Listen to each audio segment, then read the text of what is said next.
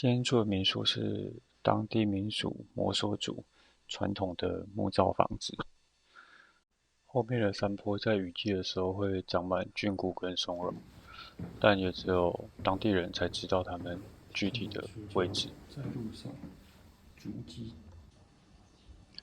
老板很用心，有很多手绘地图和手做的模型。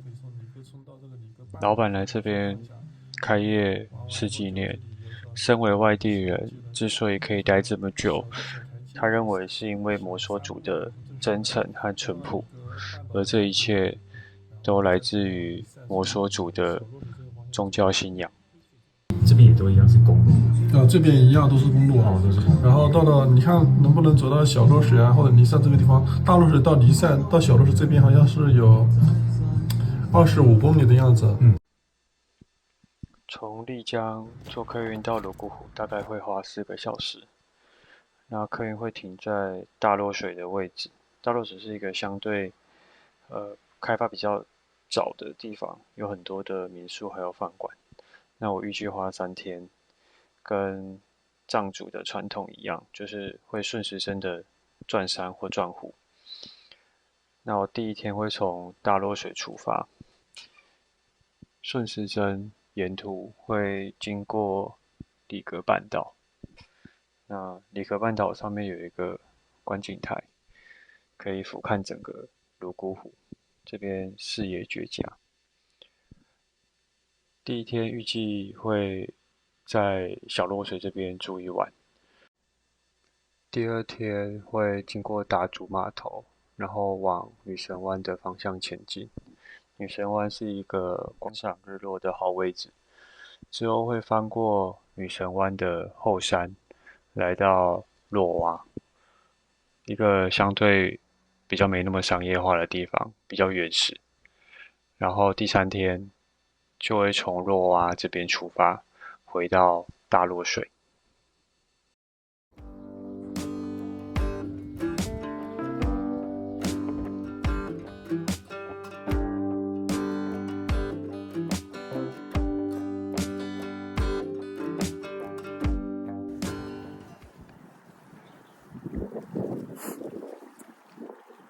太美了。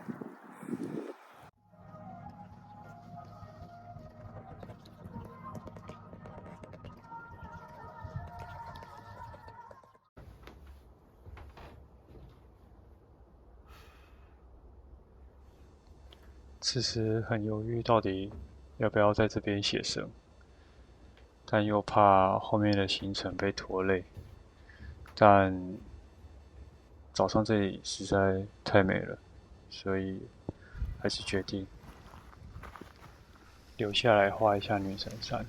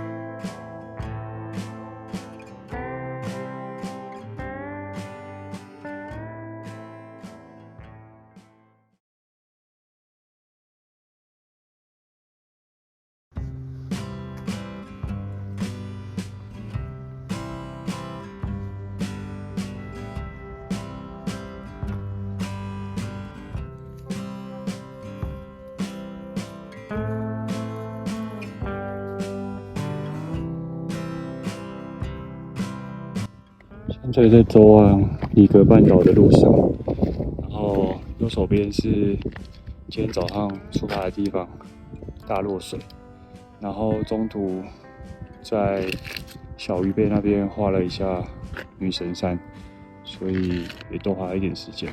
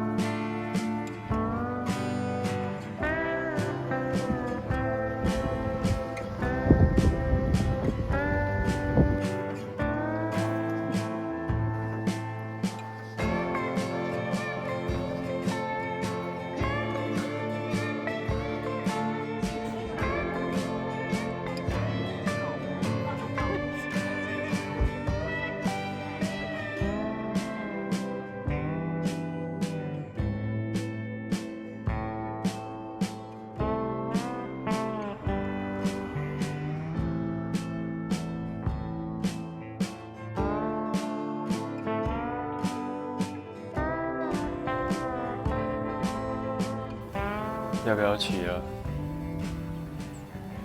算了。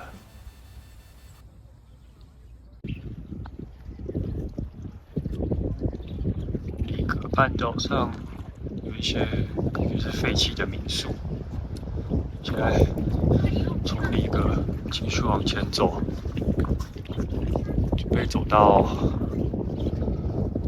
先到小露水吧。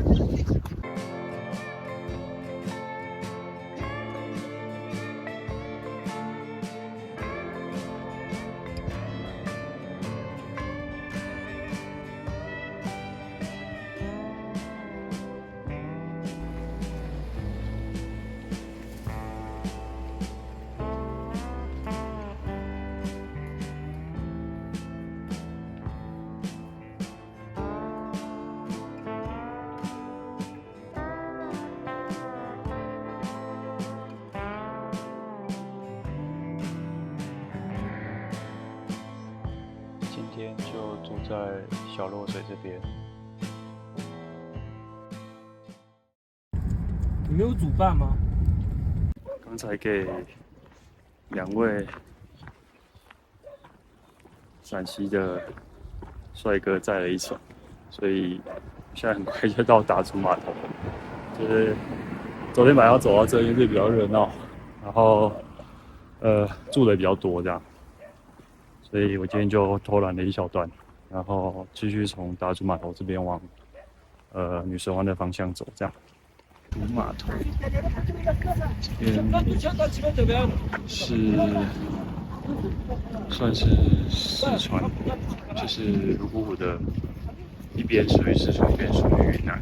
然后我们原本从大陆省那边是云南，然后一路走到四川那边。旅途中就是会有这种漫漫长路，一个人走很久，走很远，自己慢慢的思考，慢慢的跟自己对话。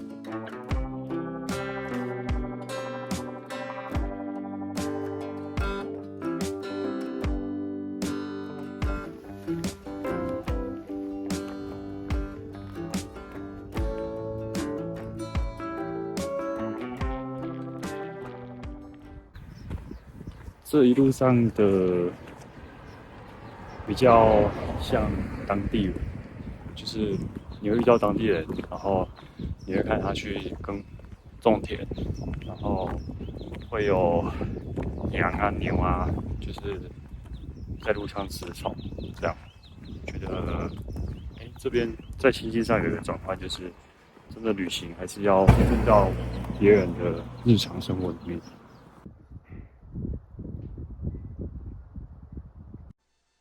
看到这满屋子的户外俱乐部旗子，就知道来对地方了。45块人民币，鱼汤、土鸡，吃到饱。是每一个人进我的店，我都是用心对待。你在这吃1天了行？热爱自己的工作。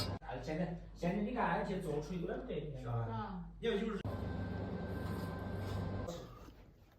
就是生长周期最长的应该是。才刚从那个好人小吃那边吃饱，然后继续往女神湾的路上前进。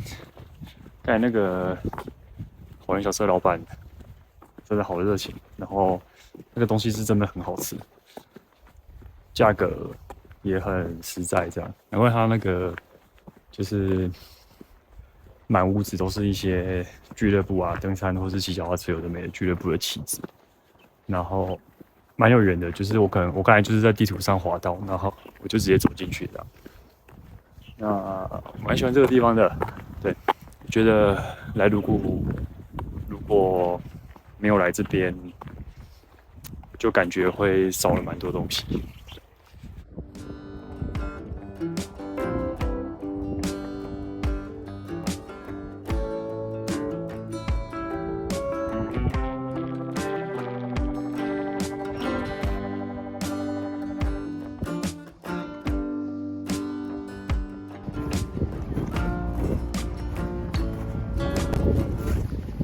女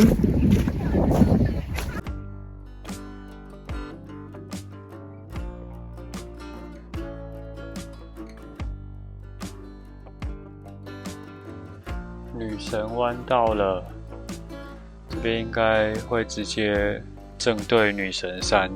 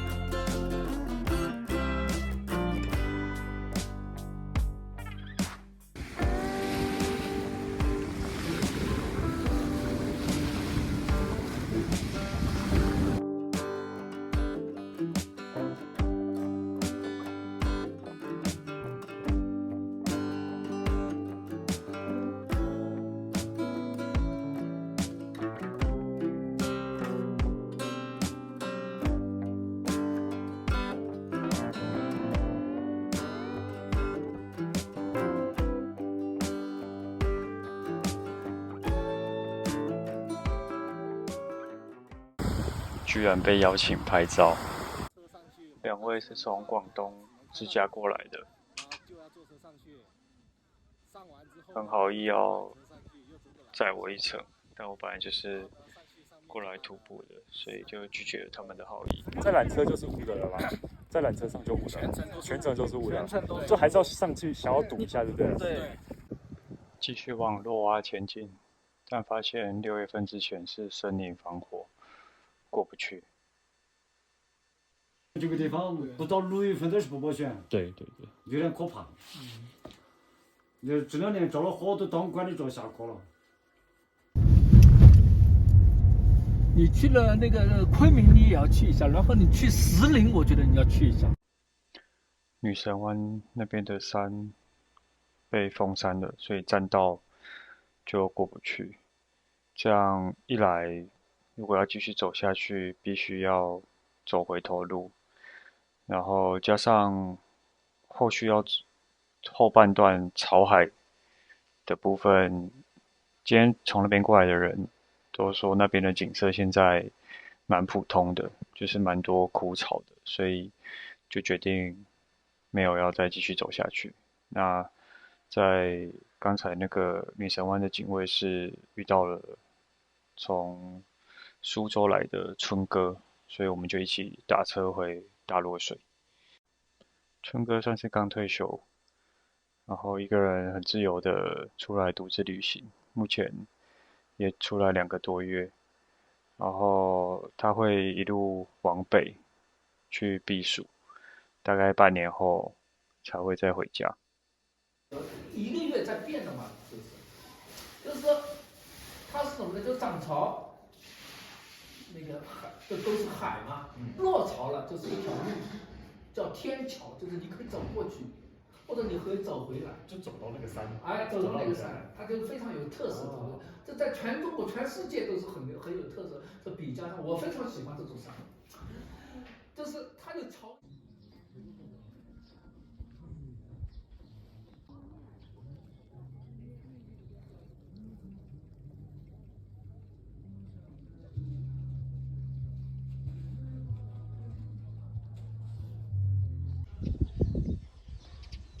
今天是中午的车，所以想要利用早上的时间到大漏水后方的日尊寺去近距离感受一下摩梭族的信仰。